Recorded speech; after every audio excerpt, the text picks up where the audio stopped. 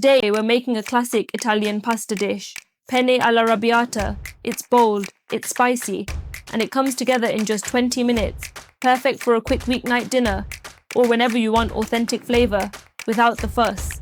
Here's everything you'll need: 320 grams of penne rigate, 2 tablespoons of extra virgin olive oil, plus a teaspoon to finish, 3 large cloves of garlic, sliced nice and thin, 1 to 2 teaspoons of chili flakes, depending on how much heat you like, a 400-gram tin of whole plum tomatoes, or half a kilo of smooth passata, a small bunch of flat leaf parsley, finely chopped, optional, 20 to 30 grams of Pecorino Romano cheese, and of course, salt and black pepper. First, slice your garlic thin so it cooks evenly and never burns. Measure out your chili flakes. Remember, less for mild, more for heat. If you're using whole tomatoes, crush them gently by hand in a bowl for that rustic texture. Then finely chop your parsley, so it's ready to finish the dish later. Now, get a large pot of water on the boil, 4 litres of water, and when it's bubbling, add 40 grams of salt. That's 10 grams per litre, the perfect balance for cooking pasta. Pour the olive oil into a cold pan, then add your sliced garlic. Gently warm it over low to medium heat until the garlic turns a pale golden colour. This should take about a minute after you first hear it sizzle. Now, add your chili flakes and let them bloom for 20 seconds. You'll smell that beautiful, spicy aroma.